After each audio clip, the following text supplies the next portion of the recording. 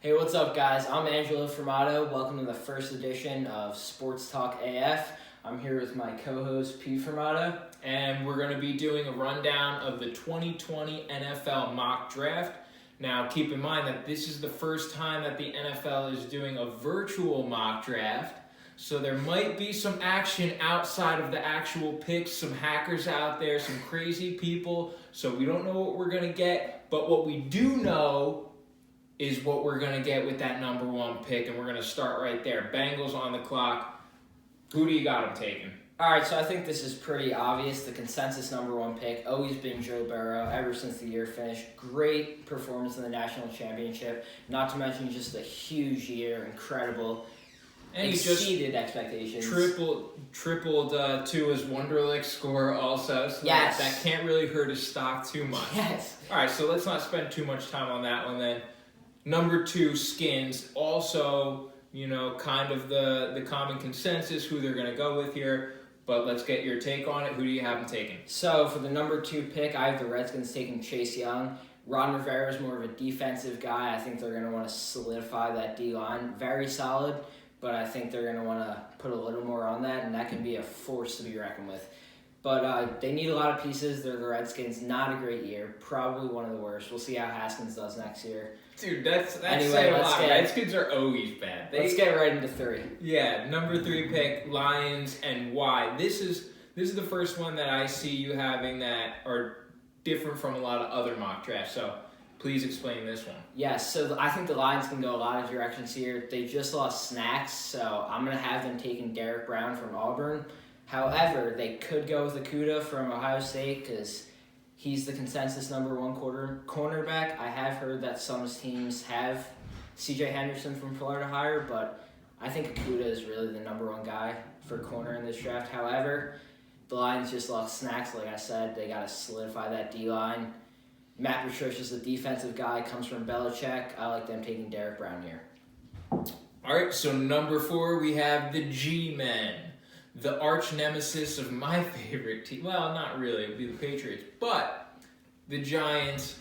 Hate the Giants, but anyway, we still got to go over them. Who do you have them taking? Yes. So, I think the Giants' smart pick would be to go Wills, Wirfs, Becton, any of those guys. Even maybe Andrew Thomas. However, knowing Dave Gettleman and knowing how he likes to pick, he doesn't like to trade down.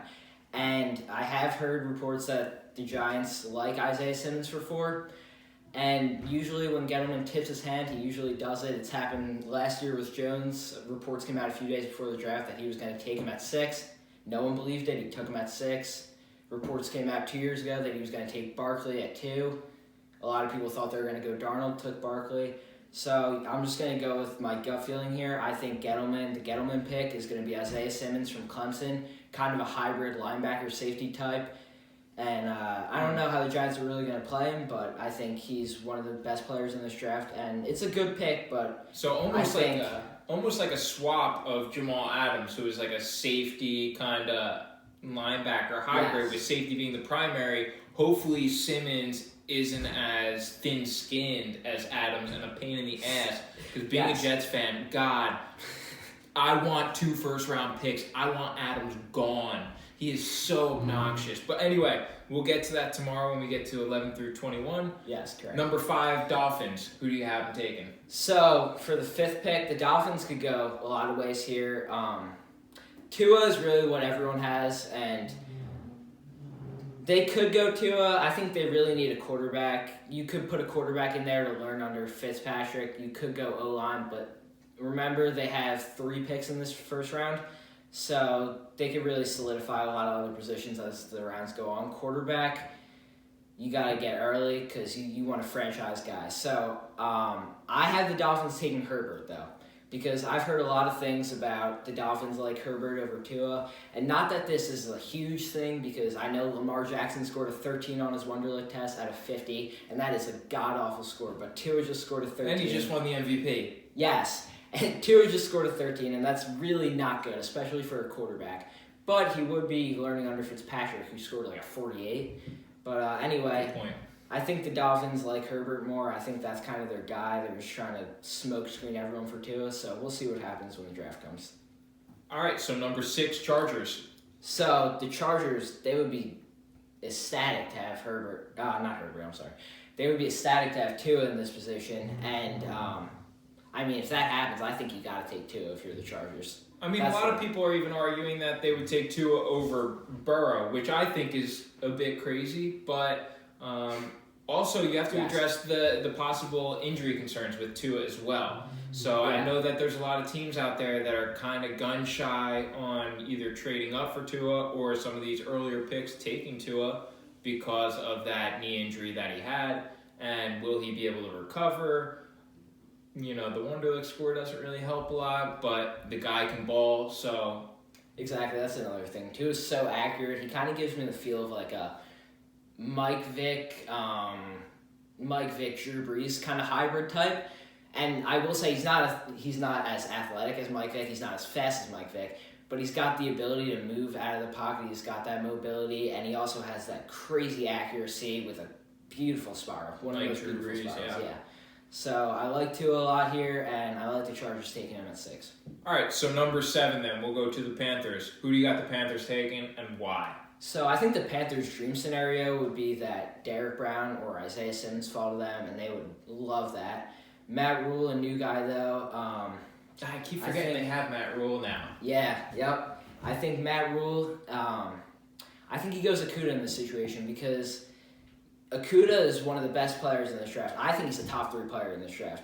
But if he's fallen to 7, I think you got to pull the gun on him. The Panthers' corners aren't extremely strong, and I think that really solidifies things for them. And you got to love that one clip that I really did love of Okudah was when at the combine when the guy said a lot of people have questions about your sloppy play. The way Okudah handled that question and composed himself, but still kind of threw some shade at that reporter for not doing his homework was just A+ in my book, and that says a lot. That of things that you have to take into account when picking a guy like that. So I think he's going to be a super stud, Okudah.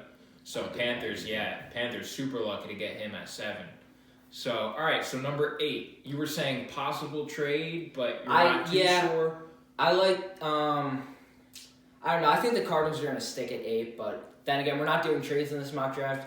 I think if you're not trading and you need to protect Kyler Murray, keep in mind he's a second-year guy. You don't want him getting hurt. He's on the smaller side.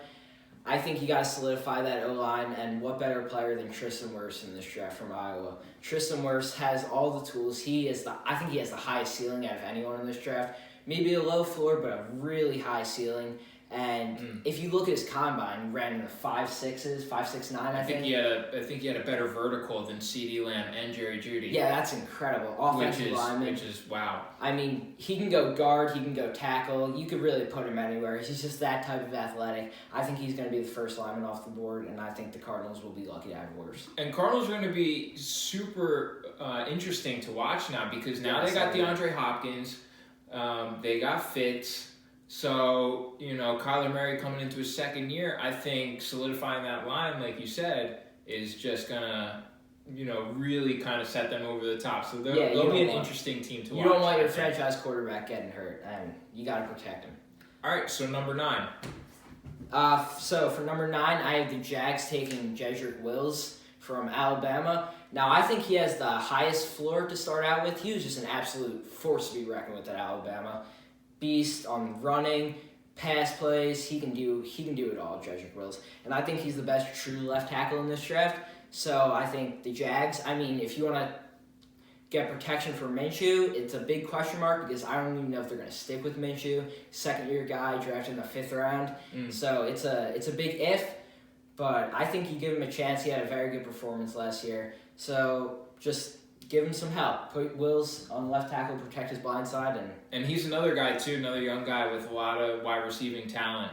So yes, he has so DJ Shark. To solidify that, So final pick for day 1 on our mock draft. We have the Browns. How do the Browns mess it up this time? Okay, so I think the Browns take the biggest risk player here, and that's Mekhi Becton, because Becton, big guy, 6'7", 364 pounds, I believe, and he's from Louisville. He wasn't outstanding in college, but he's a low floor guy. Huge potential, huge upside. But here's the thing. I think Becton could be a big bust, or he could be a big boom. He could be the best tackle in the draft. He could be the worst. I don't know. It's really up and down for me with Becton, but I think that's a total Browns pick. Well, he just had those kind of off-the-field issues, and, you could say it's really a non-issue with, testing dirty for marijuana, but the fact remains that, some teams are still gun-shy on that kind of a thing, so it seems like the Browns usually aren't. The Browns usually prefer the head cases. Yes, Mayfield, Johnny Manziel. Beckham, Yes. yeah, Manziel, man. That was only a few years ago, and I totally exactly. forgot about who that was. But yeah. I could see that. Personally, I like Becton a lot. I'm gunning for Becton to be around for the Jets because I think he's a monster. But all right, so we'll be back tomorrow with picks 11 through 21, and hope you guys are staying safe out there. This is Sports Talk AF with your host Angelo Furmato. I'm Pete Furmato. I'll see you guys later. Thank you for tuning in.